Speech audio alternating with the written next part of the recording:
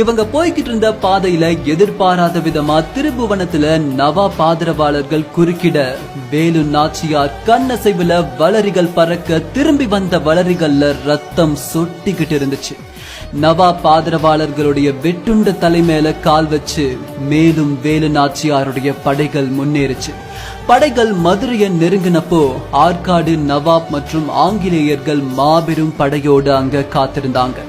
இந்த ஒரு தருணத்துக்கு தான் 8 வருடங்கள் பல கஷ்டங்களை தாங்கிட்டு வேலு நாச்சியார் காத்திருந்தாங்க. இழந்த தன் தேசத்தை மீட்டு எடுக்க இதுதான் கடைசி வாய்ப்பு. போர் துவங்க ராட்சசி மாதிரி சண்டை போட ஆரம்பிச்சாங்க அந்த வீர தமிழச்சி. வளரி படையோடு போராடினவங்க அடுத்த நிமிஷமே குதிரை படை மேல வேல் கொண்டு சண்டையிடுவாங்க. சட்டுன்னு துப்பாக்கி எடுத்து லோட் பண்ணி எதிரியோட மார்பை உடைக்க அடுத்த நிமிஷமே காலார் படையோடு சேர்ந்து கத்தி வீசுவாங்க. இதுக்கு இடையில பீரங்கி தாக்குதலுக்கான உத்தரவையும் பிறப்பிப்பாங்க. இப்படி சுத்தி சுத்தி போர் புரியுறாங்க வேலு நாச்சியார். கொஞ்ச நேரத்திலேயே அவங்க எதிர்பார்த்த மாதிரியே சிவகங்கை சீமையில மறைஞ்சிருந்த உடையார் படை பின்னாடி இருந்து வெள்ளையர்களை தாக்க ஆரம்பிச்சது. இப்ப மொத்தமா வெள்ளையர்களை வேலு நாச்சியாரோட படை சுத்தி வளைச்சிடுச்சு. இந்த வளையத்துக்குள்ள தன் கணவனை கொன்ன கர்னல் பேஞ்சூரும் இருந்தான். இந்த தருணம் தான் கதையோட உச்சகட்டம். வேலு நாச்சியாருடைய வெறியாட்டம் துவங்குது. வளரிகள் பறக்க, துப்பாக்கிகள் தெறிக்க, பீரங்கிகள் வெடிக்க, கத்திகள் கிழிக்க, வேலு நாச்சியார் படை வியூகங்கள் போற இடமெல்லாம் வெள்ளையர்களுடைய உடல்கள் கிழித்து எறியப்படுது. இப்படிப்பட்ட போர்க்கள காட்சியை பார்த்தே வெள்ளையர்கள் பயந்து போர்க்களத்தை விட்டு ஓட ஆரம்பிச்சாங்க.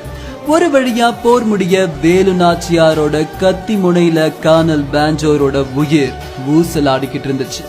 பேஞ்சோரோட முகத்தை பார்த்து மெல்லிதா ஒரு சிரிப்பை சிரிச்சு அவனுக்கு உயிர் பிச்சை கொடுத்து அங்க இருந்து அவனை விரட்டி அடிக்கிறாங்க வேலு நாச்சியார்.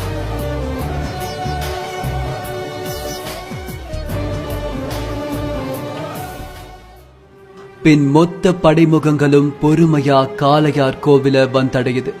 தான் செய்த சபதத்தை முடிச்ச வேலு நாச்சியார் கண்ணீர் மல்க தன் கணவர் முத்து வடுகநாத தேவர் கட்டிய தாலிய அறுத்து கோவில் உண்டியல்ல போடுறாங்க.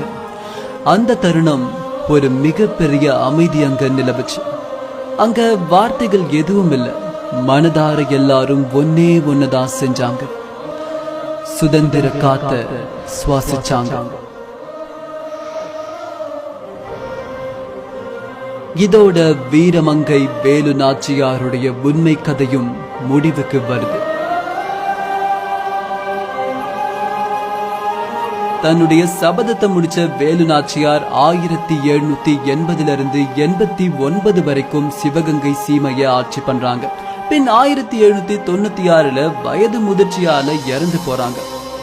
வெள்ளையர்கள் கிட்ட சிக்கின ஒரு இடம் முதல வாய்க்குள்ள மாட்டின மான்குட்டி மாதிரி. அதை யாராலையுமே திரும்ப பார்க்கவே முடியாது. ஆனா திருப்பி எடுத்த ஒரே விடுதலை வீராங்கனை வீரமங்கை வேலு நாச்சியார் மட்டும்தான்.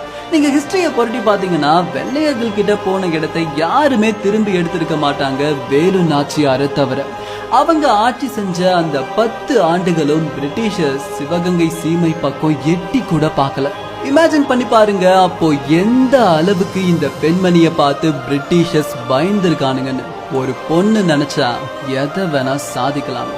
விடுதலை போராட்டத்துல பெண் அப்படின்னா ஜான்சி ராணி தான் எல்லாரும் முதல்ல பேசுறாங்க. ஆனா அவங்களுக்கு முன்னாடி கிட்டத்தட்ட 70 வருஷத்துக்கு முன்னாடியே இப்படிப்பட்ட பயங்கரமான சம்பவத்தை பண்ணிருக்காங்க வேலு நாச்சியார். ஆனா என்ன கேட்டீங்கன்னா, இதை விட மென்ஷன் பண்ண வேண்டிய ஒரு முக்கியமான ஆள் இருக்கிறாங்க. அவங்க தான் சாகிற வரைக்கும் சிரிச்சுக்கிட்டே உண்மைய சொல்லாம உயிரை விட்ட வீர பெண்மணி உடையார். அப்படிப்பட்ட உடையாருக்கு வேலு நாச்சியார் அவங்க காலகட்டத்திலேயே நடுக்கல் நட்டு கோவில் எழுப்புறாங்க. இன்னைக்கும் வெட்டுடையால் காலின்னு உடையாருடைய கோவில் சிவகங்கையில இருக்குது. இப்படி எண்ணற்ற போராட்டங்கள் வரலாற்றுல மறைக்கப்பட்டிருக்கு, மாற்றப்பட்டிருக்கு. மாற்றப்பட்ட எல்லாத்தையும் முடிஞ்ச வரைக்கும் திரும்ப கொண்டு வருவோம். நம்மளுடைய உண்மையான வரலாறு நாம தெரிஞ்சுப்போம்.